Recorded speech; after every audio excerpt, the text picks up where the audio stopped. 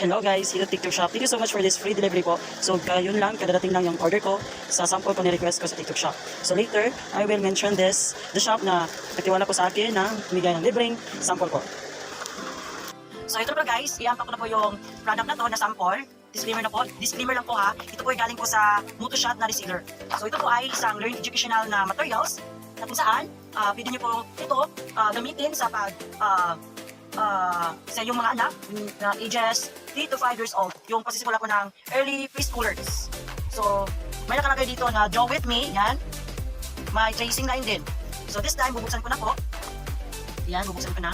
So, kaya, I'm so thankful for the reseller na binigyan ko kanya pagkakataon po. Ma'am, sir, na ito, na isi-showcase ko yung product nyo.